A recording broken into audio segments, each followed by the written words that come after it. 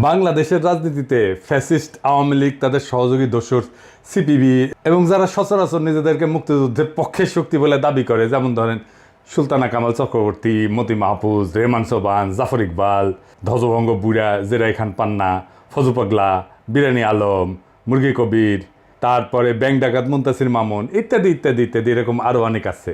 এদের চেতনা ব্যবসার একটা মূল উপাদান বা বয়ান হইতেছে 1971 সালে পাকিস্তানি আর্মি 9 মাসে, মানে মার্চ থেকে ডিসেম্বর পর্যন্ত বাংলাদেশে একটা জেনোসাইড বা গণহত্যা করেছে এবং সেই জেনোসাইডে 30 লক্ষ মানুষ শহীদ হয়েছে। আর পূর্ব পাকিস্তানের তৎকালীন 7.5 কোটি জনসংখ্যার মধ্যে নাকি 1 কোটি মানুষ ঘর বাড়ি ছাইরা ভারতে আশ্রয় নিয়েছিল। এই দুইটা ছাড়াও আরও আছে, 2 লক্ষ মা বোনকে নাকি ধর্ষণ করেছিল পাক বাহিনী আর তার দোসরেরা। এবং এই সমস্ত অত্যাচার নির্যাতনের পরিণামে ভারত মানবিক কারণে আগায় এসে তৎকালীন পূর্ব পাকিস্তানে সামরিক অভিযান চালায়, পাকিস্তানি সেনাবাহিনীকে পরাজিত কইরা আমাদের মুক্ত স্বাধীন কইরা দেয়। এর ফলে আমাদেরকে ভারত মাতার প্রতি চিরকৃতজ্ঞ থাকতে হবে। এখন এই ঘটনা যেগুলো বললাম, এগুলো যদি আসলেই সত্যি হয় তাহলে তো আমাদের আসলেই ভারত মাতার প্রতি চিরকৃতজ্ঞ থাকা উচিত। কিন্তু উপরের প্রত্যেকটা দাবি ডাহা মিথ্যা, একদম ডাহা মিথ্যা কথা। আমরা ভারত মাতার সোর্স থেকেই আজকের এপিসোডে প্রমাণ করে দেখাবো যে গণহত্যা আর 1 কোটি লোকের ভারতে আশ্রয় নেওয়ার দাবিগুলা ডাহা মিথ্যা। 2 লক্ষ দর্শনের মিথ আমরা আরেকটা এপিসোডে ভাঙবো, এইটাতে না। কারণ এই মিথের সাথে মুজিবের নিজের ভণ্ডামো যুক্ত হইয়া যে কয়জন ধর্ষিতা ছিল তাদের জীবনকে যে দুর্বিষহ করে দিছিল, এমনকি স্বাধীন বাংলাদেশে মুজিব সরকার, তাই এটার জন্য আলাদা এপিসোড করা দরকার। আজকের এপিসোডের মূল বিষয় হইতেছে 2 ধাপ্পাবাজি, 71-এর 30 লক্ষ শহীদ এবং ভারতে আশ্রয় নেওয়া 1 কোটি শরণার্থী। এখন প্রশ্ন হচ্ছে, যদি দাবিগুলো মিথ্যা হয়ে থাকে তাহলে এসব বয়ান প্রচার করলো কে, কেনই বা প্রচার করলো? তখনকার আন্তর্জাতিক মিডিয়ার সাংবাদিকরা ভারতের দিল্লি আর কলকাতাতে অবস্থান করে ঘটনাগুলো কভার করত। ভারতের মিডিয়া এবং ইস্টার্ন কমান্ড তাদেরকে যে সমস্ত প্রেস ব্রিফিং দিত তারা সেটাই পাবলিশ করত। ভারত মাতার মিডিয়া যে কি মাল সেটা তো আমরা আজকে হারে হারে টের পাইতেছি, তাই না? ফ্যাসিস্ট খুনি হাসিনা পতনের পর থেকে তারা এমন কোনো আজগুবি অতিরঞ্জিত খবর নাই যেটা বাংলাদেশের বিরুদ্ধে অপপ্রচারের অংশ হিসেবে পাবলিশ করেন। তো এই কাজে ভারতের লক্ষ্য কী ছিল? ভারতের লক্ষ্যই ছিল এই উপমহাদেশের মুসলমানদের মধ্যে যাতে কোনো মতে একটা ইউনিটি বা একতার বোধ না থাকে। এখানে একটা ব্যাপার খেয়াল করলে দেখবেন যে ভারত মাতা উপমহাদেশের যে ডাইভার্স বহুভাষী হিন্দুদের এক রাষ্ট্রে বসবাস করার মধ্যে কোনো গরমিল লক্ষ্য করে না। কিন্তু উপমহাদেশের বহুভাষাভাষী মুসলমানরা যখন শক্তিশালী হইয়া একসাথে একটা রাষ্ট্র গঠন করে, তার বিরুদ্ধে সর্বশক্তি নিয়ে ঝাঁপায় পড়ে। এখনও দেখেন উপমহাদেশের বিভিন্ন মুসলমানদের মধ্যে দাঙ্গা হাঙ্গামা ফ্যাসাদ এগুলো লাগায় রাখে। এইটার একটা উপায় হইতেছে ভুয়া অর্থনৈতিক বৈষম্যের বয়ান সৃষ্টি কইরা দেশীয় হলুদ মিডিয়া দিয়া প্রচার করানো। বাংলাদেশি মুসলমানদের পাকিস্তানি মুসলমানদের ঘৃণা করতে শেখানো, পাঞ্জাবি মুসলমানদের ঘৃণা করতে শেখানো, বেলুচ মুসলমানদের ঘৃণা করতে শেখানো, এমনকি তাদের ভাষা উর্দুকে ঘৃণা করতে শেখানো।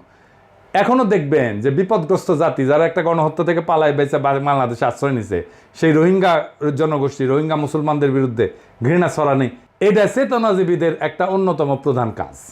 আমরা আগের এপিসোডগুলোতে এইসব নিয়ে বিস্তারিত আলোচনা করছি। আর একটা গুরুত্বপূর্ণ প্রোপাগান্ডার কৌশল ছিল আজগুবি কাল্পনিক একটা অত্যন্ত অতিরঞ্জিত অবাস্তব নিহতের সংখ্যা ছড়ানো, যাতে মুসলমানদের মধ্যে চির দুশ্মনী আর ঘৃণা বজায় থাকে, মুসলমানরা যেন একে অপরকে ঘৃণা করে।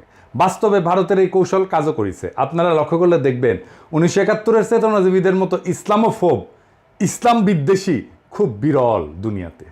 যতগুলো ইসলামোফোব আছে সব কয়টা শতকরা 100% ভারতের 5 দালাল এবং আওয়ামী লীগের 71-এর চেতনাজীবী।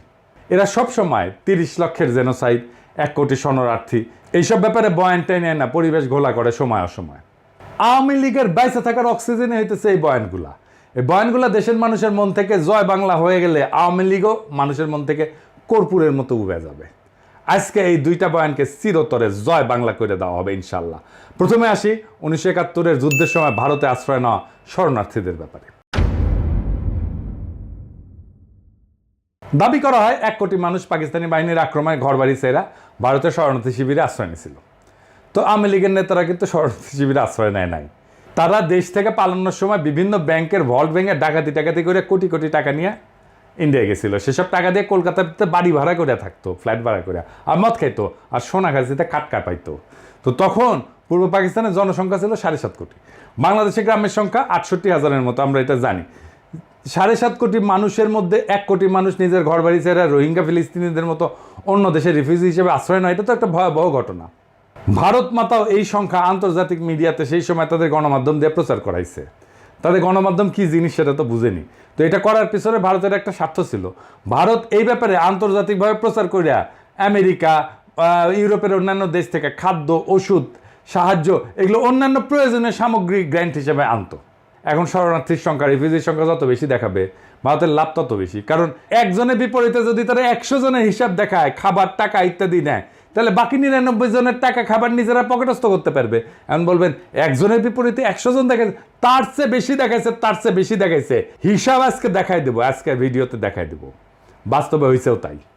আমি আপনাদেরকে একদম খোদ ভারতের রেসপন্সিবল মানুষের রেফারেন্সই দেখাতেছি।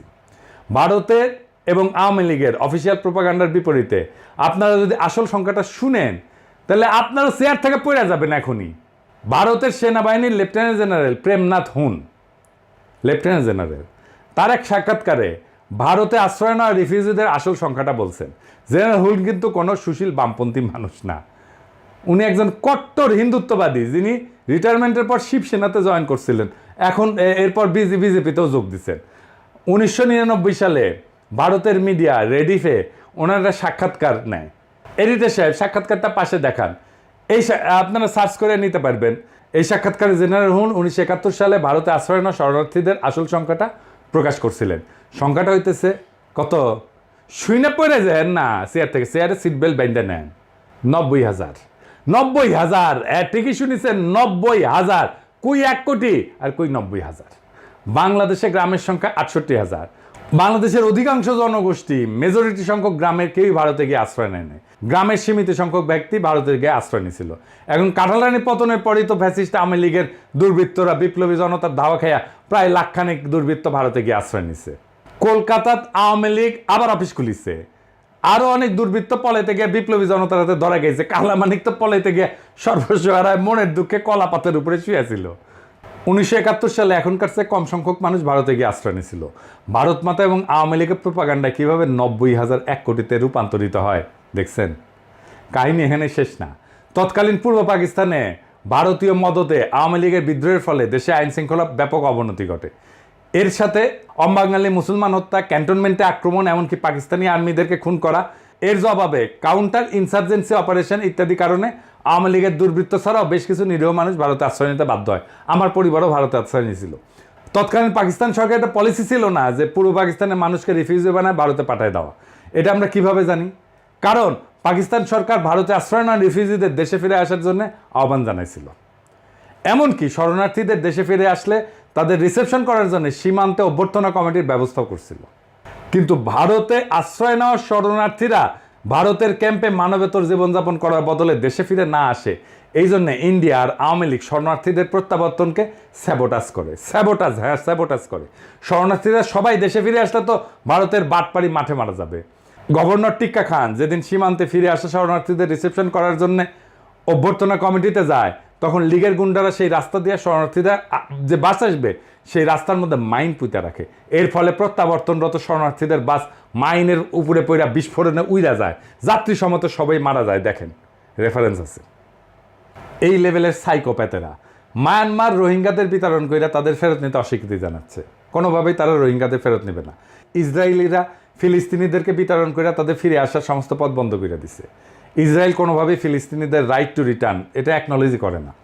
পাকিস্তান সরকার এর ঠিক উল্টা পলিসি নিয়েছিল এবং ভারতে যাওয়া সমস্ত রিফিউজিকে দেশে ফিরে আসার আহ্বান জানায়।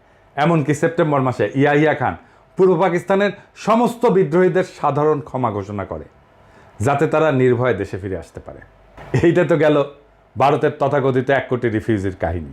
এইবার আসি দ্বিতীয় বিষয়ে, সবচেয়ে বড় বিষয়, 30 লাখ শহীদ।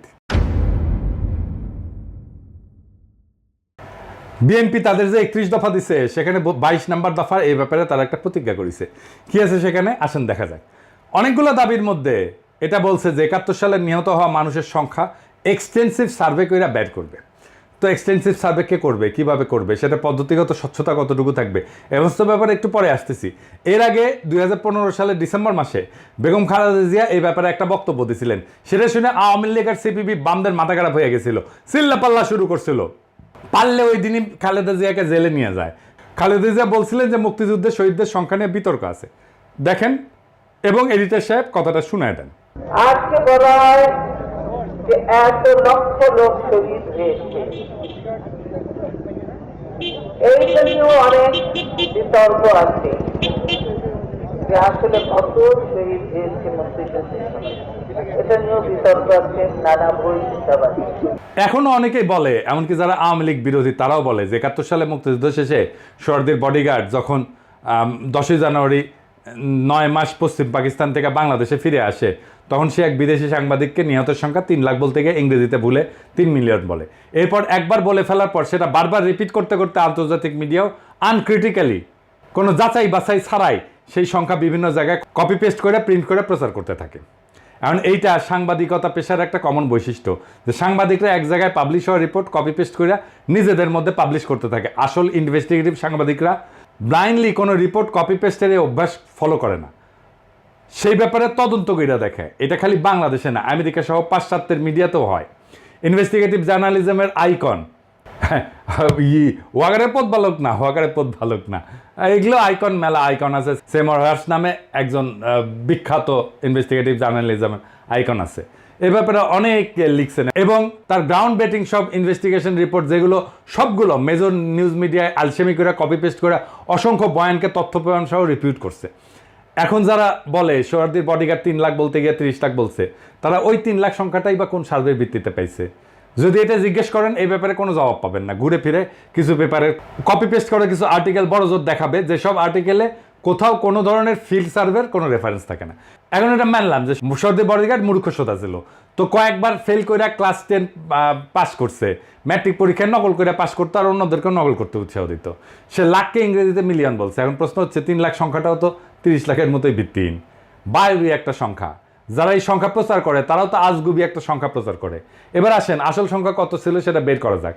আস্তে আস্তে সব রেফারেন্স দেখাইতেছি, এবার আপনারা চেয়ার থেকে মাটিতে পড়ে যাবেন, হ্যাঁ, অথবা আপনাদের সোয়াল খুলে ঝুলে পড়বে।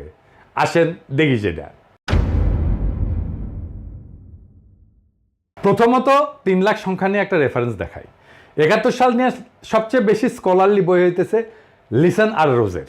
বইয়ের নাম হইতেছে war and secession, Pakistan, India and the creation of Bangladesh. 1991 সালে পাবলিশ হয় বইটা। এখানে 2 জন লেখক এই বইতে দেশগুলোর সমস্ত অফিসিয়াল ডকুমেন্ট রিভিউ করছেন এবং 3 দেশের 71 সালে ভূমিকা রাখা সব গুরুত্বপূর্ণ ব্যক্তিদের ইন পার্সন সামনাসামনি সাক্ষাৎকার নিয়েছেন। এই সমস্ত তথ্য প্রমাণ তারা বিশ্লেষণ কইরা এই বইটা লিখছেন। এটা অত্যন্ত গুরুত্বপূর্ণ একটা প্রামাণ্য বই। এই বইয়ের লেখকেরা 71 সালে বাংলাদেশে যুদ্ধের নিয়ন্ত্রণ করা 2 জন অত্যন্ত সিনিয়র ভারতীয় সাক্ষাৎকার নিছেন, যেখানে তাদের জিজ্ঞেস করা হয় 71 সালে নিহত বাঙালির সংখ্যা কত। একজন ভারতীয় উত্তর দেয় 3 লাখ, কারণ সে টের পাইছিল এই ঘাঘু লেখকদের কাছে 30 লাখের মতো অবাস্তব হাস্যকর একটা সংখ্যা বেচা যাবে না। সে অন্য প্রচলিত সংখ্যা 3 লাখ বলে দেয় ফট কইরা। মজার ব্যাপার হচ্ছে ওই ভারতীয় যখন 3 লাখ বলে তার পাশে বসে থাকা আর একজন ভারতীয় তার দিকে কটমট করে তাকায়, সংখ্যা বাড়ায় ক এটা বোঝানোর জন্যে। এরপর প্রথম ভারতীয় এক ধাক্কায় তার সংখ্যা বাড়ায় 5 লাখ বলে ফেলে। মানে মাথায় যা আসে সেটাই ফসাদ করিয়া কয়া দেয়। তো ইন্ডিয়ান প্রোপাগান্ডা কি মাল সেটা তো আজকাল জাতি ভালো করে বুঝছে। মেন স্ট্রিম মিডিয়াগুলো পর্যন্ত একটা ঘটনার ছবি আর একটা ঘটনার ছবিগুলো চালায় দেয়। এইখানে লেখক 2 জন সেই ঘটনার বিবরণ লিখছেন এবং মতামত দিচ্ছেন, এবং হতাহতের সংখ্যা যাই হোক এর মধ্যে অনেক প্রশ্ন আছে, যেমন কতজন যুদ্ধ করতে গিয়ে মারা গেছে, কতজন বিহারি ছিল, অবাঙালি মুসলমান ছিল, এর মধ্যে কতজন পাকিস্তানি বাহিনীর হাতে, কতজন ভারতীয় বাহিনীর হাতে, কতজন মুক্তি বাহিনীর হাতে মারা গেছে, বা পাকিস্তানি বাহিনীর কতজন মারা গেছে, রাজাকার কতজন মারা গেছে। এইবার আসি ইনভেস্টিগেটিভ ফিল্ড সার্ভে নিয়ে। ইনভেস্টিগেশনের আগে কিছু জিনিস ক্লিয়ার করা জরুরি। অধিকাংশ বাঙালি, বিশেষ করে বাঙ্গু, সুশীল, প্রগতিশীল, সামরিক ব্যাপারে একদম অজ্ঞ। এই জন্যই মুক্তিযুদ্ধ নিয়ে এত মিথ তৈরি করা গেছে। অজ্ঞ মানে একেবারে গণ্য মূর্খ সোদা। এমনকি যারা নিজেদেরকে ট্রেনিং প্রাপ্ত মুক্তিযোদ্ধা বলে দাবি করে তারা মূর্খ সোদা সামরিক ব্যাপারে। মুক্তিযুদ্ধের একদম সামরিক মিলিটারি বিশ্লেষণ আর অ্যানালাইসিস আমরা সামনের আর এক এপিসোডে করবো। এখন কইবা পারেন দাদা ট্রেনিং প্রাপ্ত মুক্তিযোদ্ধারা কিভাবে সামরিক ব্যাপারে অজ্ঞ হয়? তারা তো বড় বড় ডায়লগ মারে, অস্ত্র জমা দিয়েছি, ট্রেনিং জমা দেই নাই। তো অস্ত্র আর ট্রেনিং, পুলিশ বা সামরিক ব্যাকগ্রাউন্ড ছাড়া কাউরে অস্ত্র হাতে দেন? কেউ যদি চালাইতে পারে, ধরতে পারে ঠিক মতো, আমরা এসে কইয়েন। পুলিশ, মিলিটারি বা ইপিআর ব্যাকগ্রাউন্ডের মুক্তিযোদ্ধাদের বাইরে সকল মুক্তিযোদ্ধাদের যে কত বেইজ্জত করছি তার হিসাব নাই। আমার লগে বসাই দিয়েন, লাইভে আমি আজকে চ্যালেঞ্জ দিতেছি, আমি প্রমাণ করে দিব ওই অস্ত্রই ধরে নাই। আমি ওদের কি জিজ্ঞাসা জানেন, কি অস্ত্র ইউজ করতেন, কত ক্যালিবারের বুলেট ইউজ করতেন, ব্যারেল লেংথ কত, ব্যারেল লেংথ কইতে পারলে জিজ্ঞাইতাম কি কামে ইউজ করতেন, অ্যাকশন কি, বোল্ট পাম্প না সেমি অটো না ফুল অটো, রেট অফ ফায়ার কত, ইফেক্টিভ রেঞ্জ কত, ম্যাগাজিন ক্যাপাসিটি কত, এখানে কাট হয়ে যাবে। আমার সাথে লাইভে আসেন, কোন মুক্তিযোদ্ধা বেড়া আছেন আমার সাথে লাইভে আসেন। বাংলাদেশের সব টিভি চ্যানেলকে বললাম আমার লাইভ প্রচার করবেন। কোন মুক্তিযোদ্ধা যার যে পুলিশ না, ইপিআর না, যে মিলিটারির ব্যাকগ্রাউন্ড নাই, যে সাধারণ মানুষ মুক্তিযুদ্ধ ট্রেনিং করে অস্ত্র জমা দেই নাই কইছে, ওরে নিয়ে আসেন আমার সামনে বসে দেন। অস্ত্র ধরে নাই ওটা আমি প্রমাণ করে দেবো। ইন্ডিয়া যাদেরকে কি ট্রেনিং দিছিল সেটা আমি ইন্ডিয়ান জেনারেলদের বই থেকে রেফারেন্স দিয়ে দেখাইতেছি। ইস্টার্ন কমান্ডের chief of staff general Jacob তার বইতে কি লিখছে দেখেন। উনি বলছেন যে একদম আনট্রেন্ড, সামরিক ব্যাপারে পরিচিতি নেই এরকম মানুষদের মুক্তিবাহিনীতে এনরোল করা হতো। এদেরকে প্রপার ট্রেনিং দিয়ে কার্যকর করতে কমপক্ষে 3 মাসের ট্রেনিং দেওয়া লাগতো। সেইখানে তাড়াহুড়া করে 3 থেকে 4 সপ্তাহে ভুগি ঝুঁকি কিছু ট্রেনিং দিয়ে ছেড়ে দেওয়া হতো। এর ফলে এদের কার্যকারিতা সীমাবদ্ধ ছিল। জেনারেল লক্ষ্মণ সিং, যিনি ইস্টার্ন ফ্রন্টের ডিভিশনাল কমান্ডার ছিলেন, উনিও একই কথা লিখেছেন। তার বইয়ের নাম victory in Bangladesh. Eastern commander general Lakshman Singh সরাসরি মুক্তিবাহিনীকে প্রোপাগান্ডার প্রেসে পাবলিশ হওয়া তাদের কার্যকলাপকে ফিকশনাল বলছেন। বলছে এই সমস্ত ইস্টার্ন কমান্ডার প্রোপাগান্ডা মেশিনের প্রচার। মুক্তিবাহিনীর মিত্ররাই তাদের নামে এইসব লেখে, এইসব কথা পাকিস্তানিরা লেখে নাই। আর আমাদের মুক্তিযুদ্ধের গল্প শোনান মিয়ারা। খোদ মুক্তিবাহিনীর ডেপুটি চিফ অফ স্টাফ একে খন্দকার তার বইয়ে হুবহু একই কথা লিখেছে। একে খন্দকারের এই বই লেখার পর আওয়ামী লীগ, জাফর ইকবাল, আনিসুল হকের পুচ্ছে আগুন লেগে গেছে। তার এডিট করতে হয়েছে বই, টেক্সট চেঞ্জ করতে হয়েছিল। 1971 সালের 18 সেপ্টেম্বর বিলাতের দ্য গার্ডিয়ান পত্রিকার একটা আর্টিকেল প্রকাশিত হয়, big brother goes to war. লেখক শাস্তিব্রত একজন ব্রিটিশ বংশোদ্ভূত ভারতীয় বাঙালি সাংবাদিক, যিনি ত্রিপুরাতে ভারতীয় ট্রেনিং শিবির ঘুরে দেখে এসে সেখানে মুক্তিবাহিনীর ট্রেনিং নিয়ে একটা রিপোর্ট করে। রিপোর্টে এটাও লেখা আছে এই রিপোর্ট যদি ভারত থেকে করতো তাকে ভারতে গ্রেপ্তার করতো। 19 সেপ্টেম্বর মাসে আগরতলাতে একটা ক্যাম্পে মুক্তিবাহিনীর ভলান্টিয়ারদের সাথে কথা বলে জানতে পারেন সেখানে 200 জনের ভলান্টিয়ারদের মধ্যে মাত্র 6 জনকে সামান্য কিছু ট্রেনিং দেওয়া হয়েছে এবং মাত্র 3 জন কোনো একটা অপারেশনে অংশ নিছে। সব অপারেশনে যেমন ব্রিজ ধ্বংস করে এরকম কাজে ইন্ডিয়ানরা কিন্তু নিজে করতো। আমি বলতেছি, লিখে দিচ্ছি, ইন্ডিয়ানরা নিজে করতো। মুক্তিবাহিনীর নিজেদের সদস্যদের মতে তারা বড় জোর একটা গ্রেনেড নিক্ষেপ করছে। এবার একটা মজার ভিডিও দেখেন মুক্তিবাহিনীর সাথে ভারতীয় ইনস্ট্রাক্টররা কিরকম ব্যবহার করতো। এদিকে সে দেখে দেন। এটাকে টানো, ডানে বাজিতে রাখ, টানো, হ্যাঁ বাস বাস, টাইগার হাত, হ্যাঁ এর হচ্ছে দূরের দুশ্মনের জন্য, দূরের দুশ্মনের জন্য। কি হয়েছে চলো শীষ লাগাও, ঠিক ঝোঁকো সামনে,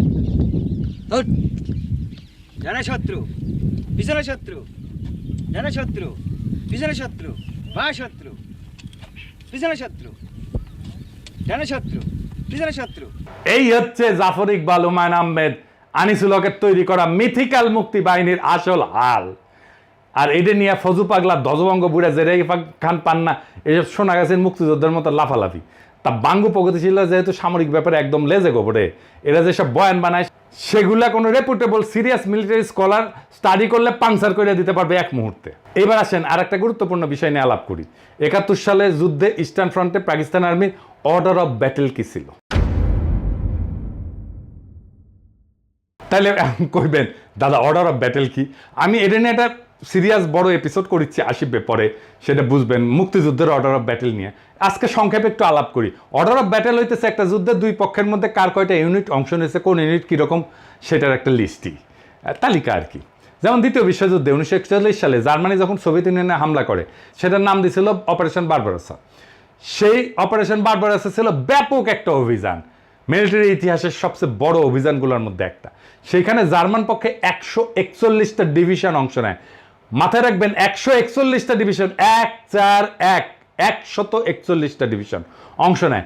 সোভিয়েত পক্ষে জার্মানির এস্টিমেট ছিল 213টা ডিভিশন, একটা ডিভিশন প্রায় 15 থেকে 16,000 সৈন্য থাকে। 1971 সালে ইস্টার্ন ফ্রন্টে পাকিস্তান আর্মির অর্ডার অফ ব্যাটেল কি ছিল জানেন? ডিভিশন ছিল কয়টা জানেন? তিনটা, মাত্র 3টা। 14 ডিভিশন, 16 ডিভিশন আর 9 ডিভিশন। 14 ডিভিশন আগে থেকেই ছিল, মার্চের শেষ দিকে এপ্রিল মাসে পশ্চিম পাকিস্তান থেকে অতিরিক্ত 16 আর 9 ডিভিশন আসে ইস্টার্ন ফ্রন্টে। এই দুইটা ডিভিশন তাদের ভারী অস্ত্র মানে ভারী কামান টামান এগুলো পশ্চিম পাকিস্তানে রেখে আসে। তারা খালি লাইট উইপন্স মানে হালকা অস্ত্র মোটর এগুলো নিয়ে আসে। সামরিক পরিভাষায় ইস্টার্ন ফ্রন্টে তো আসলে ওয়ার ছিল না, যুদ্ধ ছিল না, এটা ছিল কাউন্টার ইনসার্জেন্সি অপারেশন।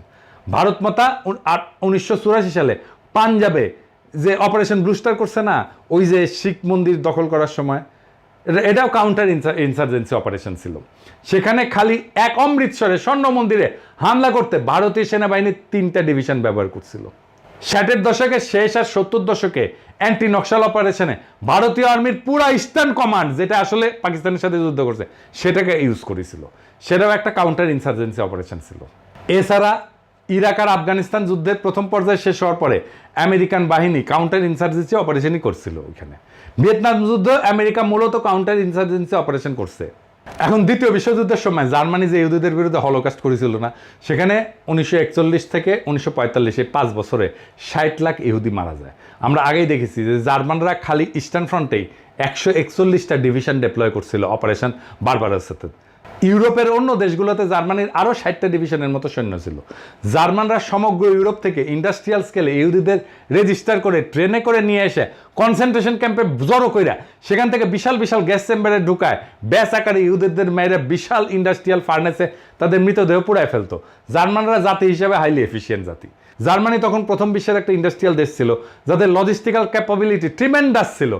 এত এত মানুষ, সৈন্য, রসদ, এফিসিয়েন্সি মুভ করানো চারটেখানি কথা না। তাও এত এফিসিয়েন্ট ইন্ডাস্ট্রিয়াল একটা জাতি 5 বছরে শত শত ডিভিশন সৈন্য আর তাদের ট্রিমেন্ডাস ইন্ডাস্ট্রিয়াল লজিস্টিক্স ক্যাপাসিটি ব্যবহার করে সারা ইউরোপ খুঁজে খুঁজে মাত্র 60 লাখ ইহুদি মারতে পারলো। আর পাকিস্তানের মতো একটা তৃতীয় বিশ্বের দেশ মাত্র 9 মাসের কাউন্টার ইনসার্জেন্সি অপারেশনে মাত্র 3টা ডিভিশন ব্যবহার করিয়া, কোনো বিশাল বিশাল গ্যাস চেম্বার, ইন্ডাস্ট্রিয়াল চুল্লি ব্যবহার না করিয়া 30 লাখ লোক মাইরা ফেলাইলো এবং লুকায় ফেলাইলো। গাঞ্জা না খাইলে নাকি প্রগতিশীল হওয়া যায় না। তো গাঞ্জার এই নৌকা কোন পাহাড়তলিতে নিছিল দেখেছেন? কেউ প্রশ্ন করে নাই, কেউ প্রশ্ন করে নাই, কাউরে প্রশ্ন করতে দেয় নাই। এরাই প্রগতিশীলতা, এরাই মুক্তিযুদ্ধের চেতনা। বাঙ্গু প্রগতিশীলদের গোজামিল দেওয়া বয়ানকে যে কোনো মিলিটারি এক্সপার্ট অ্যানালাইসিস করলে জয় বাংলা করে দিতে পারবে। 2023 সালে গাজার যুদ্ধে ইসরায়েল প্রায় 2 বছর ধরে গাজার উপরে ব্যাপক এরিয়াল বোম্বিং করছে। গ্যাস চেম্বারের পর এরিয়াল বোমিং হচ্ছে সবচেয়ে বড় এফিশিয়েন্ট মেথড অফ জেনোসাইড। যুদ্ধ বিমান থেকে 1000 বা 2000 পাউন্ডের একটা বোমা একটা ঘনবসতিপূর্ণ এলাকায় ফেললে ব্যাপক ক্ষয়ক্ষতি হয়, অসংখ্য মানুষ হতাহত হয়। ভিয়েতনাম যুদ্ধের 10 বছরে 1965 থেকে 1975 পর্যন্ত চলছে। আমেরিকার রেকর্ড অ্যামাউন্ট এরিয়াল বোম্বিং করছে। সমগ্র দ্বিতীয় বিশ্বযুদ্ধে আমেরিকার মতো একটা ইন্ডাস্ট্রিয়াল জায়ান্ট, যারা যুদ্ধের সব ফ্রন্ট মিলায় জার্মানি, জাপান, ইতালি সবার বিরুদ্ধে মোট 21 লাখ টন বোম ফেলছে বিমান থেকে। সেখানে শুধু ভিয়েতনাম যুদ্ধে আমেরিকা কত বোম্বিং করছে জানেন? কত করছে বোম্বিং? 70 লাখ টন। সেটা করার পরে ভিয়েতনামের সিভিলিয়ান ক্যাজুয়ালিটি ছিল 3 থেকে 4 লাখ। ভিয়েতনামও বাংলাদেশের মতো একটা ঘনবসতিপূর্ণ দেশ। ইসরায়েল গাজার মতো ঘনবসতিপূর্ণ একটা জায়গাতে প্রায় 2 বছর ধরে ব্যাপক এরিয়াল বোম্বিং কইরা প্রায় সব বিল্ডিংকে ধ্বংসস্তূপে পরিণত করছে, আপনারা দেখছেন চোখের সামনে। এরপরেও গাজার হেলথ মিনিস্ট্রি হিসাবে গাজাতে 2 বছরে নিহতের সংখ্যা 70,000-এর মতো। প্রথম বিশ্বযুদ্ধের পর সবচেয়ে ব্লাডিয়েস্ট রক্তাক্ত যুদ্ধ ছিল ফ্রান্সে ভার্ডুনের যুদ্ধ। এই যুদ্ধ 1916 সালের 10 মাস ধরে সংগঠিত হয়। 10 মাস ধরে 12 লাখ জার্মান আর 11 লাখ ফরাসি সৈন্য রিলেটিভলি একটা অত্যন্ত ছোট এলাকায় জড়ো হয়ে ক্রমাগত আক্রমণ প্রতি আক্রমণ করতে থাকে। 2 দেশই শিল্পোন্নত, প্রথম বিশ্বের দেশ, বিশাল ইন্ডাস্ট্রিয়াল আর লজিস্টিক্যাল ক্যাপাসিটি। ভার্ডুনে জার্মানরা প্রথম দিন ফরাসি পজিশনে 10 লাখ আর্টিলারি শেল নিক্ষেপ করছিল। 10 লাখ, 1-2 হাজার না, 10 লাখ একদিনে। পুরা যুদ্ধের 2 পক্ষ মিলে 4 থেকে 5 কোটি খালি আর্টিলারি শেল নিক্ষেপ করছে। কত কোটি কোটি রাউন্ড রাইফেল আর মেশিন গানে গুলি খরচ করছে সেটার তো হিসাবই নাই।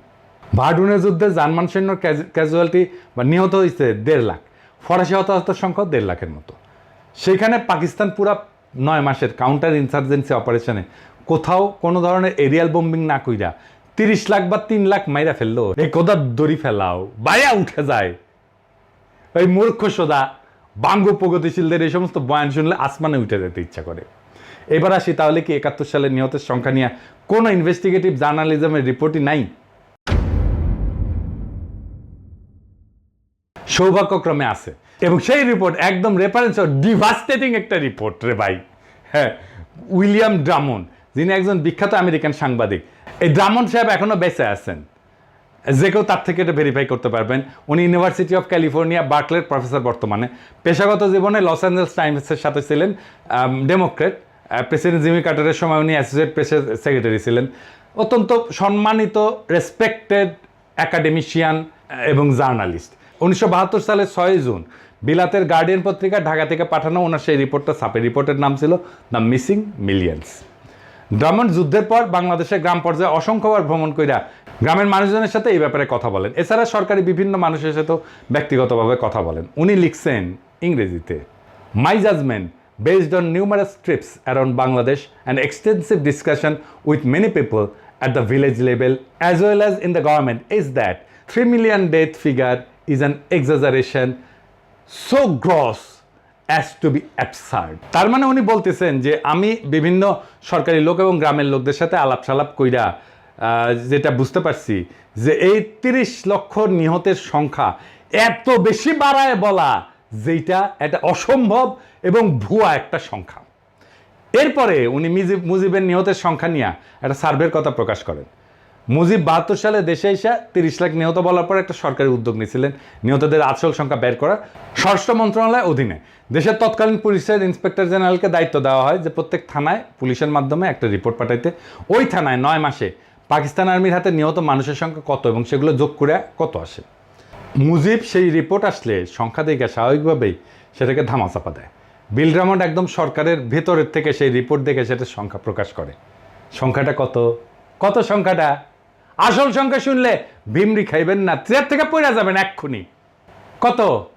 3 লাখ, 1 লাখ, 30,000, 10,000? না, কোনোটাই না। 2,000, 2,000, 2,000। জি হ্যাঁ, ঠিকই শুনেছেন, 2,000। এই রিপোর্টটা এখনো আছে, যে কেউ নিজের চোখে সেটা পড়ে নিতে পারেন, স্পষ্ট লেখা আছে। ইংরেজি যেহেতু কইছে সেহেতু ঠিকই কইছে। Since the 3rd week of March when the Inspector General's office in Bangladesh Home Ministry began its field investigations, there have been about 2,000 complaints from citizens about death at the hand of Pakistani army. তার মানে সারা বাংলাদেশে পুলিশের কাছে পাকিস্তানি আর্মির হাতে মারা গেছে এরকম অভিযোগ জমা পড়ছিল মাত্র 2,000 জনের।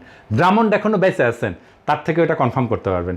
এখন তাইলে আমাদের করণীয় কি? কিভাবে আমরা আজকে বর্তমানে একটা ডিটেল কম্প্রিহেন্সিভ ফিল্ড সার্ভে করে এই ব্যাপারে চিরতরে মীমাংসা করে আওয়ামী লীগের জন্মের মতো জয় বাংলা করতে পারি?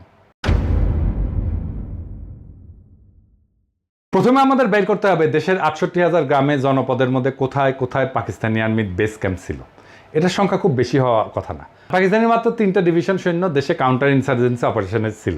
এরপরে বের করতে হবে 9 মাসে পাকিস্তান আর্মি দেশে কয়টা গ্রামে কখন কবে রেড দিছে। পাকিস্তানও এই ব্যাপারে আমাদেরকে হেল্প করতে পারে, চাইলে তারা করবে। আমরা দরকার হলে ক্রস চেক করে নেব কতজন সৈন্য সেই রেডে অংশ নিছে। সেটা কি একটা স্কোয়াড মানে 9 থেকে 10 জনের ইউনিট ছিল, নাকি একটা প্লাটুন ছিল মানে 30 থেকে 35 জনের? কতক্ষণ ছিল, কতজনকে ওই গ্রামে গুলি করে মারছে, তাদের অ্যামিনেশনের হিসাবপত্র আছে কিনা, কতগুলো অ্যামিনেশন খরচ হয়েছে। এইসব ব্যাপার বের করা তো খুব কঠিন কোনো কাজ না, কারণ বাংলাদেশের মতো ঘন পরিচিতিপূর্ণ ভূখণ্ডে একটা গ্রামে আর্মি অপারেশন চালায় কিছু মানুষ মেরে চলে যাওয়ার পর বাকি সবাই ফিরে এসে নিহতদের দাফন কাফন করতো। হিন্দু হইলে লাশ সনাতন রীতিতে সৎকার করতো।